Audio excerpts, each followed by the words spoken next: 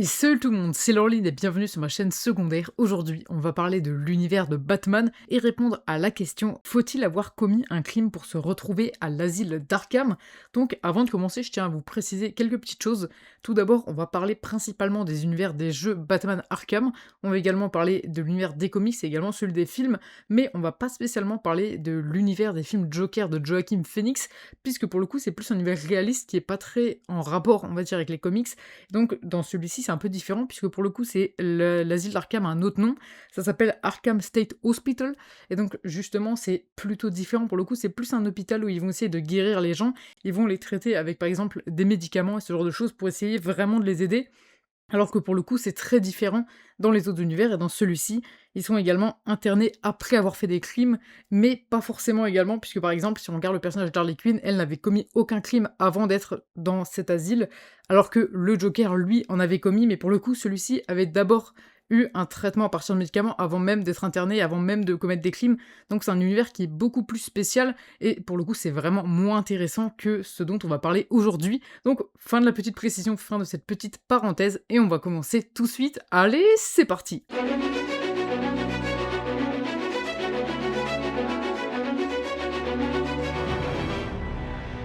Alors, tout d'abord, dans l'univers Batman, il y a un petit peu deux cas de figure pour les criminels. Tout d'abord, le premier cas de figure, c'est dans la prison de Blackgate, qui est une prison classique où est enfermé en fait des criminels, des sbires et pas mal de personnages dans ce genre, on va dire, alors que l'asile d'Arkham, lui, est un hôpital psychiatrique qui est plus, on va dire, pour les super vilains.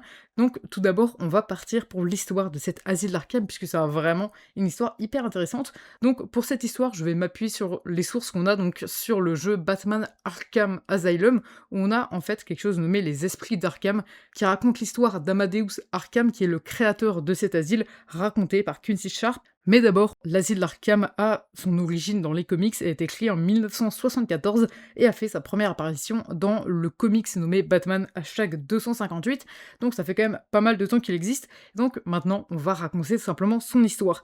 Donc, dans Batman Arkham Asylum, comme je vous l'ai dit, il y a les esprits d'Arkham. Donc, c'est l'histoire d'Amadeus Arkham racontée par le directeur actuel de cet asile, nommé Quincy Sharp. Pour le coup, c'est un petit peu complexe de comprendre un petit peu ce qui y est raconté, parce qu'en fait, Quincy Sharp s'est approprié l'histoire d'Amadeus Arkham et a rajouté la sienne, mais on ne fait pas forcément la différence lorsqu'il passe de l'histoire d'Amadeus Arkham à la sienne, en fait. Celui-ci s'est totalement approprié l'histoire d'Amadeus Arkham ainsi que son combat. Donc je vais vous raconter tout simplement l'histoire d'Amadeus Arkham racontée par Quincy Sharp avec bien sûr les éléments un petit peu de Quincy Sharp. Alors tout d'abord, Amadeus Arkham, on ne sait pas spécialement beaucoup de choses sur sa jeunesse, mais on connaît un petit peu comment est-ce qu'il est devenu la personne qu'il est actuellement et comment est-ce qu'il est arrivé à ouvrir cet asile, donc l'asile d'Arkham. Donc tout d'abord, Amadeus Arkham avait des parents malades. Son père, lui, est décédé suite à cette maladie, tandis que sa mère, elle, a dû la supporter jusqu'à la fin de ses jours et a beaucoup souffert de celle-ci. Celui-ci, à un moment donné, donc surveillé et accompagné sa mère, mais à un moment donné, celui-ci est parti un mois à Metropolis pour essayer de trouver des idées et des solutions. Et lorsque celui-ci est de retour de son voyage, il rentre chez lui et retrouve en fait sa femme ainsi que toute sa famille assassinée. Alors celui-ci va tout de suite partir un petit peu dans l'objectif de retrouver la personne qui a fait ça, et c'est justement ce qu'il va réussir à faire puisqu'il va retrouver l'assassin de sa famille, mais pour le coup celui-ci va avoir une réaction un petit peu inattendue puisqu'en fait il va être un petit peu dans la compréhension de ce personnage qu'il surnomme Chien, pour le coup pour désigner l'assassin de sa famille qui est une personne qui est malade psychologiquement, donc celui-ci va avoir pour objectif de le soigner, donc il va tout simplement le prendre un petit peu sous son aile et va essayer de le soigner dans cet asile d'Arkham, et donc celui-ci, après un long moment, réussit à soigner l'homme qui a assassiné toute sa famille. Donc cet homme-là est un homme nouveau et il souhaite tout simplement retourner en liberté, ressentir l'air frais, ressentir le vent sur son visage, et lorsqu'il dit ça, tout simplement, Amadeus Arkham se rend compte que celui-ci est guéri et donc décide de le relâcher, on va dire, dans Gotham. Et donc pour cela, il suffit uniquement de signer un document pour qu'il soit remis en liberté, et au moment de signer ce document, ce personnage décide de prendre ce stylo plume et tout simplement d'assassiner la secrétaire d'Amadeus Arkham, et c'est à ce moment-là qu'Amadeus Arkham va tout simplement basculer. Celui-ci va décider en fait d'enfermer toutes les personnes qui sont considérés comme des fous dans son asile et va avoir une sorte de nouvel objectif. Il dit qu'en fait, il va essayer de soigner ses personnages et de sauver et de, comment dire ça? Nettoyer, on va dire, la ville de Gotham, alors que pour le coup, celui-ci n'a aucun objectif de soigner ces personnes-là. En fait, son seul objectif, c'est de les enfermer et de les faire souffrir, comme celui-ci a pu souffrir du meurtre de sa famille. Et donc, celui-ci va donc, par exemple, comme l'explique, on ne sait pas si c'est vraiment Quincy Sharp ou Amadeus Arkham qui a fait ces actes, on va dire, mais il explique comme quoi il a fait souffrir, par exemple, Killer Croc, souffrir également Poison Ivy, et Quincy Sharp affirme que son objectif suprême serait d'assassiner le Joker. On voit qu'à la base, l'asile d'Arkham était là pour aider les personnes, entre guillemets, folles, mais à la fin, ça n'a plus du tout le même but. L'objectif à présent est de se venger de ces personnes-là, de les faire souffrir, ainsi que de les déshumaniser. Donc justement, Quincy Sharp, lui, a été diagnostiqué trouble de la personnalité schizophrène, et donc c'est pourquoi lorsqu'il raconte l'histoire d'Amadeus Arkham, c'est un petit peu flou, et il y a un petit peu cette confusion où on se dit qui raconte, enfin plutôt de quelle histoire parle-t-il, celle d'Amadeus Arkham ou de la sienne. Donc justement, celui-ci est réellement, donc Quincy Sharp, donc le nouveau directeur d'Arkham, est réellement dans la continuité d'Amadeus Arkham et dans la continuité un petit peu de cette folie, on va dire. Donc justement, maintenant que je vous ai raconté l'histoire de cet asile d'Arkham, je peux vous raconter rapidement l'histoire de la prison de Blackgate. Pour le coup, c'est une histoire qui est beaucoup moins complète, puisqu'il s'agit tout simplement d'une prison qui est plus là pour enfermer des sbires, des hommes de main, par exemple du Joker, de Harley Quinn, ou ce genre de personnages, plutôt des, on va dire, des hommes de main et des sbires de super vilains. Il y a également des gangsters ainsi que des chefs de la pègre qui sont enfermés. D'ailleurs, quand je vous ai présenté un petit peu l'asile d'Arkham au début de cette vidéo, je vous ai dit que c'était pour les super vilains, alors que pour le coup, c'est pas tout à fait vrai, puisqu'en fait, tous les super vilains ne finissent pas à Arkham. En fait, c'est un petit peu plus subtil que ça. En fait, ça va être en fonction, on va dire, plutôt des personnages. Par exemple, à Blackgate, on peut retrouver comme super vilain le Pingouin ainsi que Catwoman, et parfois Bane. Celui-ci est un petit peu entre les deux, entre tout simplement Blackgate et Arkham. Tout va dépendre un petit peu de comment on va interpréter ce personnage. Donc justement, maintenant, à Arkham, on a beaucoup plus de monde. On a par exemple le Joker, Harley Quinn, Double Face, Victor Zsasz. Nous avons également Calendarman, Firefly, ainsi que le Ventriloque, qui lui était tout d'abord à Blackgate, et justement dans sa cellule à Blackgate, il a fait connaissance d'un autre personnage qui construisait en fait des petites marionnettes, et donc celui-ci a obtenu une petite marionnette, et celui-ci s'est pas mal attaché à celle-ci, on va dire, et donc en fait, cette marionnette, nommée Scarface, va en fait avoir une sorte de personnalité dans sa tête, il crée une personnalité pour cette marionnette, et en fait, à la fin, la marionnette va le contrôler et va le pousser à commettre des crimes et à faire beaucoup de choses, on va dire, à Gotham. Et donc, justement, celui-ci va donc finir à Arkham. Ensuite, nous avons également le Sphinx ainsi que le Chapelier Fou. Si on regarde un petit peu les personnages que je viens de vous citer à Arkham, on voit qu'ils ont tous un point commun, et c'est une sorte d'obsession pour quelque chose. Par exemple, si on regarde à Blackgate, pour le Pingouin, Catwoman, il n'y a pas spécialement de choses, on va dire, d'obsessionnel, on va dire, alors que pour le coup, à Arkham, si. Si on regarde par exemple, le Joker a une obsession pour Batman et un petit peu commettre des crimes, et se faire remarquer surtout par Batman. Ensuite, Harley Quinn a une obsession pour le Joker, Double Face a une obsession pour, on va dire, la justice, pour l'équité, il a également une obsession pour le hasard avec sa pièce de monnaie, donc il a également une obsession pour quelque chose. Ensuite, nous avons Victor Zsasz, qui a une obsession pour les crimes, qui l'appelle entre guillemets des libérations. Pour lui, quand il commet un crime, il libère une personne. Donc justement, à chaque fois qu'il fait un crime, il va tout simplement se faire une cicatrice sur le corps pour avoir le nombre de personnes qu'il a tout simplement assassiné, et donc justement, on a une sorte d'obsession. Ensuite, nous avons Calendarman qui a une obsession pour les jours fériés, nous avons Firefly, une obsession pour le coup, pour le feu. Ensuite, nous avons le Ventriloque qui lui a une obsession pour sa marionnette nommée Scarface, et qui a un petit peu ce dédoublement de personnalité assez intéressant, on va dire, dans cet univers Batman. Ensuite, nous avons le Sphinx qui a une obsession pour les questions, pour un petit peu prouver son intelligence en permanence.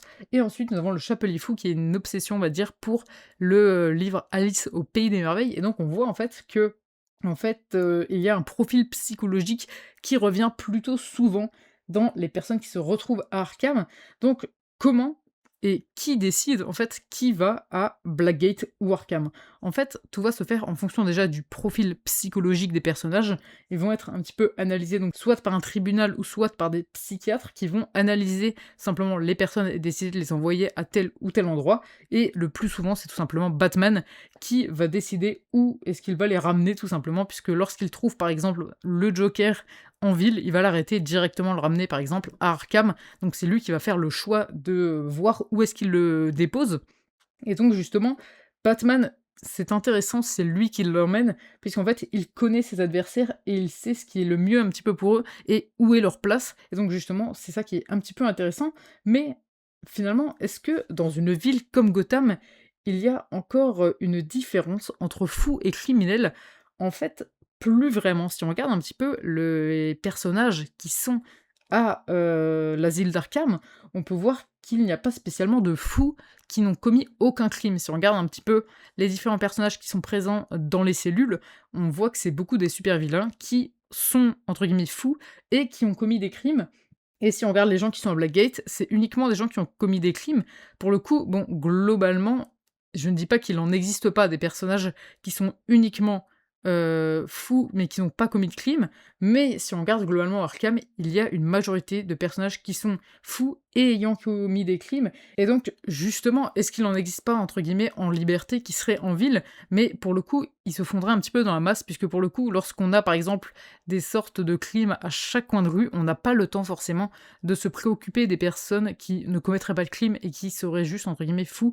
Et donc, pour le coup, il peut en exister, mais il passe un petit peu au second plan, voire on ne les voit pas, puisqu'en fait, tout simplement, on a des personnages tellement imposants, comme par exemple le Joker, Harley Quinn, par exemple Double Face ou encore Firefly, c'est des personnages qui sont tellement imposants par leur présence et par leur crime que on n'a pas forcément le temps ni la priorité pour Batman de faire attention aux personnes qui ne commettent pas de crime.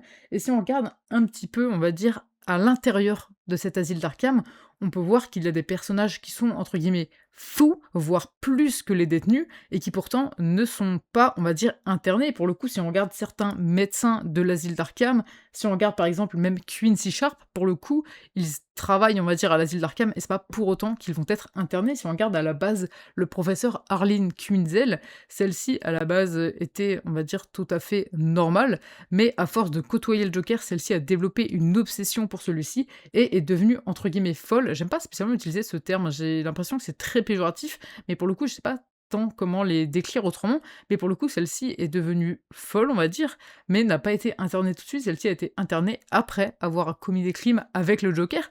Donc finalement, est-ce que l'asile d'Arkham, aujourd'hui, dans l'univers Batman, est toujours un hôpital psychiatrique? Est-ce que finalement, ça ne serait pas uniquement une prison? Bah, en fait, on a la réponse sur internet. Pour le coup, si vous tapez asile d'Arkham sur tout simplement internet, vous trouverez tout simplement Wikipédia qui décrit tout simplement l'asile d'Arkham comme une prison. Et pour le coup, on peut voir qu'en fait, au fil du temps, cet asile d'Arkham est devenu en fait une prison, mais différente de la prison de Blackgate. La prison de Blackgate va enfermer uniquement, on va dire, des personnes ayant commis des crimes, alors que, on va dire, la prison, l'asile d'Arkham, va en fait emprisonner les personnes qui ont à la fois commis des crimes et à la fois sont considérées comme folles.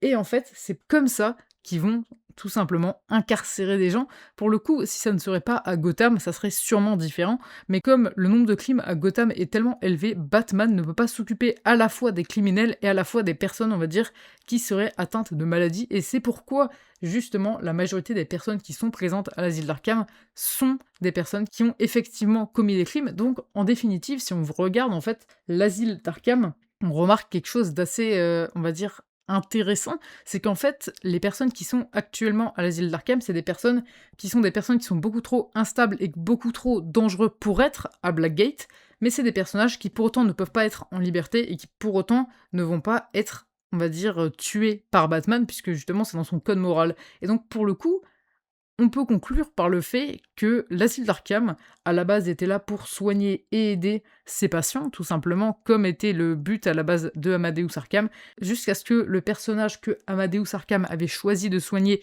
décide d'assassiner sa secrétaire. À partir de ce moment-là, l'asile d'Arkham n'était plus un hôpital psychiatrique, mais est devenu une prison pour tout simplement enfermer les personnes qui, comme je l'ai dit, sont trop dangereuses pour être à Blackgate, trop dangereuses pour être en liberté, et qui ne vont pas être tuées par Batman. Donc justement, c'est un endroit où ils vont enfermer des personnes parce qu'ils ne savent objectivement pas quoi en faire, et c'est pourquoi ils préfèrent les mettre dans des cases, les mettre dans des boîtes, mais savoir, entre guillemets, où ils sont, et les enfermer, quitte à les rendre encore plus fous et quitte à ne pas les aider, voire à faire l'inverse. Mais c'est un petit peu l'asile d'Arkham, comme on le voit dans les jeux. Dans le jeu, par exemple, Batman Arkham Asylum, on voit que finalement, la folie, même si une personne n'est pas folle, arrive à l'asile d'Arkham, il deviendra forcément fou, comme on peut le voir tout simplement avec le Robin de Jason Todd. C'est un exemple, on va dire, parfait, où on voit que l'asile d'Arkham n'est pas là pour aider, mais fait vraiment des dégâts irréversibles, comme on le voit avec le Robin de Jason Todd, qui évidemment a subi, on va dire, l'asile d'Arkham, qui en un an s'est transformé en super vilain, et on voit que, en fait, cet asile d'Arkham a un effet néfaste, on va dire, sur les différents personnages et sur leur comportement futur. Et donc, justement, on peut conclure cette vidéo et répondre à cette question. Donc la question était, faut-il avoir commis un crime pour se retrouver à Arkham? Donc la réponse est oui, dans l'univers, on va dire, de Batman, dans l'univers, dans ce Gotham, on va dire, rempli de crimes et rempli de criminels. Donc oui, il faut avoir commis un crime pour se retrouver à Arkham, même si en théorie, normalement, c'était un hôpital psychiatrique, donc n'importe qui aurait pu y aller, et c'est pourquoi j'ai décidé de ne pas parler des films Joker de Joaquin Phoenix, puisque justement, là, c'est différent, et donc forcément, on aurait eu un non à cette question, et pour le coup, là, nous avons un oui pour cette question. Après, on peut avoir un point de vue différent, je pense que c'est aussi une question de point de vue, même si la majorité des univers Batman nous montrent qu'il faut avoir commis un crime pour être à Arkham. Donc voici pour cette vidéo, on arrive tout simplement à la fin de cette vidéo, j'espère vraiment que celle-ci vous aura plu, vous aura aidé un petit peu à peut-être comprendre, à réfléchir un petit peu et avoir un avis sur cette question, puisque pour le coup ça reste quand même un petit peu une question ouverte, même si globalement on a plus ou moins la même réponse, que ce soit dans les jeux ou les comics, tout simplement Batman, mais pour le coup, je pense que c'est pas forcément une réponse universelle comme on le voit avec le Joker Joaquin Phoenix, mais comme je l'ai dit, globalement, c'est quand même la même réponse qui revient en analysant les différents univers, donc j'espère vraiment que cette vidéo vous aura plu. Moi j'ai passé vraiment un super moment, puisque pour le coup j'aime vraiment l'univers Batman, j'ai vraiment cet univers très sympathique, et pour le coup parler un petit peu de cet asile d'Arkham, en parlant également du jeu Batman Arkham Asylum, c'était vraiment très très sympathique. Donc n'hésitez pas, si cette vidéo vous a plu, à la liker ainsi qu'à vous abonner en activant la cloche, c'est vraiment super important. Donc on se retrouvera mercredi prochain à 14 h pour une toute nouvelle vidéo. Allez, salut!